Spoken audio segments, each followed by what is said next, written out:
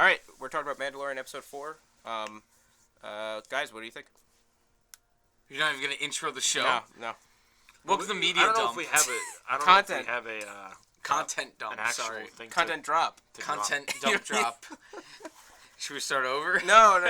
Content droppings. This is a little peek behind the curtain. The original name for the channel was going to be Media Dump, but we thought that was a little too much. Grotesque. So Yeah. we call it content dump. Yeah, content drop. Dump. Whatever, man. Why don't we just call it dump? Hot, steamy dump. Hot. Oh yeah. Yeah. How about we call it Three Guys in a Basement Media? Not bad. That's actually pretty good. Yeah. That's pretty good. Not accurate though. We're in an attic. But anyway. You're a liar. So anyway, Dan and Tom are here today, as you've already heard them.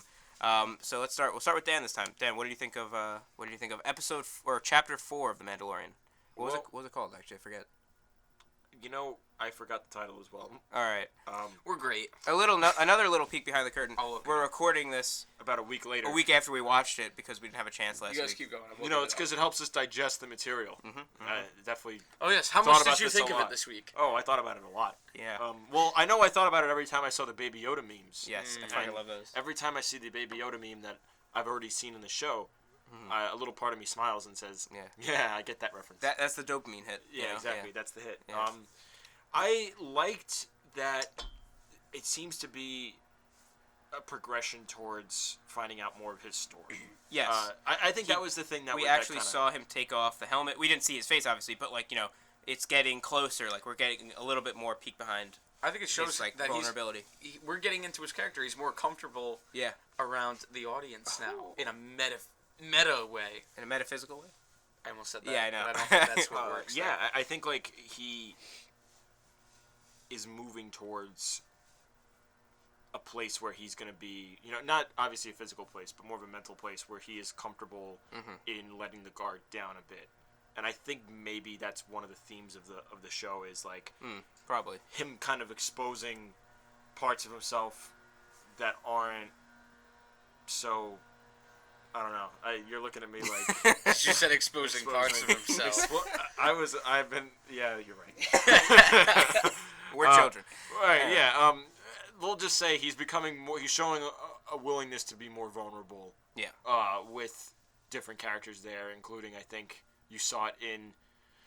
I believe it was the same episode where he brought Baby Yoda, because we still don't know the name of this thing. We just call it Baby Yoda, like the rest of the world. They've started calling it the Child. The child. That's how it's credited. Yeah, but it's Baby Yoda. Yeah. Yeah. I mean, For the meme colloquially, purposes, for the yes. meme and the mass media purposes, I'm pretty sure it's just gonna be Baby Yoda. Yeah. Baby Yoda. We took Baby Yoda, and I think that was the same episode, if I'm not mistaken, where he made the decision to take him and leave the Mandalorian, I guess, tribe or group. I don't know what they would be considered. Well, they have to find a new headquarters now. Yeah. So they all came out and they destroyed those. Well, Carl yes, that's Weathers and important his too. group. There was some important context maybe that I didn't fill in there. So Yeah. they're done. So yeah, but in the context of that, he's more willingly showing himself Yeah. to exposing himself. He's exposing himself exactly. His head Almost. to nobody. So yeah, I think that was the most interesting part about it to me, and that he seems to be rooting himself more in not necessarily the Mandalorian lifestyle, you could say. Like he seems to be slowly moving away from convention to Yeah, it's interesting. Yeah. yeah. You're right. That throughout this whole thing, So, he's breaching Do you his think- own conventional thinking. do you think this is going to be kind of like an allegory for religion, because Mandalorian's kind of almost like a religion I don't in a think sense. Star Wars is capable of that. But in the sense where Are you talking about some he's, hokey religion? No, where kid? this is totally Sorry, I had to. off the cuff. I didn't think about this until you just said that. Where he seemed to blindly kind of follow the Mandalorian way. Like this is the way, right? But This is now, the way. and I don't think he would get away from that. But he might get to the point where he would take off his helmet in front of somebody. Maybe. He's close. Yeah, He almost does in the episode. Yeah, like he takes off his helmet to eat. Well, at the end of the episode, she starts lifting his helmet up, and he almost lets her, and then he pulls it back. Right, yeah, exactly. I thought they were going for the Spider-Man alley kiss Yeah. vibe. But I don't just know. need you to hang upside down, and And, we need your jetpack. and choke me. I did find the name of the episode, by the way. It's Well- called Sanctuary. Is the name of the okay. episode. Oh, see, okay. Yeah. So maybe metaphor here, sanctuary being the place. I mean, not even metaphor. I just think it literally is the place where he feels Or he more. feels safe. It's very More literal safe. metaphor. Until the guy tries to snipe him. Is there any such thing as a literal metaphor? I think that's just no. thing. That's those are. Isn't that an oxymoron? It is an oxymoron. So, yeah. Wait, is that I'm calling you a moron. a contradiction? On oxycodone. Yeah. Yeah. Anyway, so now that Dan got his, his 1 minute, 10-minute spiel, Tom, go for it. I have found that episodes 1 and 2 were good setup, but they're not like the meat and potatoes of the show. And now, I'm a little bit ahead because I've seen episode 5. 3 through 5 are pushing. You could probably 5 is more of a diversion, but there's some fun character stuff with it. Okay. I would say 3 and 4 so far are like what I want to see out of the show. Mm-hmm. What I think a good episode of the show is. In 4, I'd like to see also some of these characters. He meets the character Gina Carrillo, I think her name is. That's the name of the actress from she's in Deadpool. Yeah, she's a very, very action oriented actress, very physical actress, and she's awesome in this episode. Yeah, that was definitely a great casting choice. She is fantastic because she's got a very, very flirtatious exterior with how she talks, but she can also just kick your ass. With how she talks. Yeah, but it is. I mean, it's Star Wars. We don't see anything else. Babies come from the Force. That's true. You're right about that. But except for random Princess Leia. Yeah. She was one of my favorite characters of the show so far because she seems like the Mandalorian. If maybe the direction the Mandalorian's going, a more laid back. But she's still in control, but she's more comfortable being laid back. And that's a little bit of the way Mandalorian's going. The character of Mandalorian. Yeah, sounds with his, feeling okay enough to take his helmet off, even though nobody was looking at him, so he knew he wouldn't be seen. And also, being in a backwater planet, nobody's there to even know if he did. Yeah. Yeah, exactly. But he's more comfortable. Sanctuary being the name of the episode, that's very cool because it is his sanctuary. Yeah, because he feels like he could start a life there. But then he is unfortunately pulled to the realization that he can't because there will always be people coming for him. So he cannot settle anywhere. Yeah.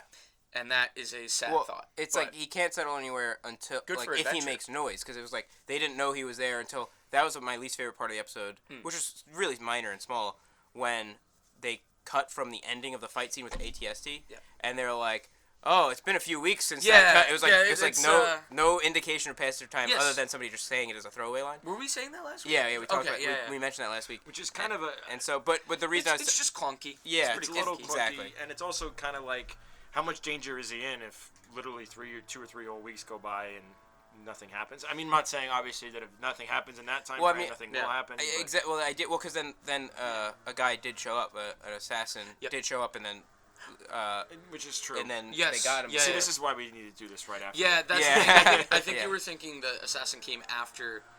Like immediately after, or that the assassin had happened. And then they killed him, and then he said a few weeks ago. But the assassin came after he was already starting to feel comforted.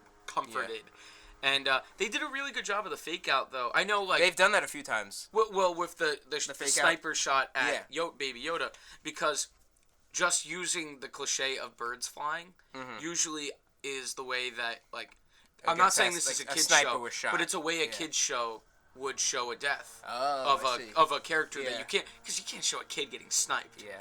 So that's the tasteful that's the tasteful way of showing a younger character dying. So they do a good job of tricking you in that. Yeah. And also because this show has shown a couple times to like start to set up like, oh, this is gonna go down something dark, and then it doesn't. Yeah. Like with him giving up Baby Yoda. Yeah, exactly. But then going back for him. Yeah. Unfortunately, I think that could become too formulaic and too obvious because we're just going to consistently... I'm not saying this is going to happen, but like if we just consistently see him be like, I'm a badass. No, wait, I've got a heart too. Yeah. And every episode is badass heart, then it's going to become like House MD, where every episode he's like, what is this disease? Wait, there's 10 minutes left. I know this disease. Yeah. I don't want that to happen. Sorry, I just like my voice was way too loud on that. No, it's fine. Please but- leave, actually. Thanks. Oh, sure. Yeah.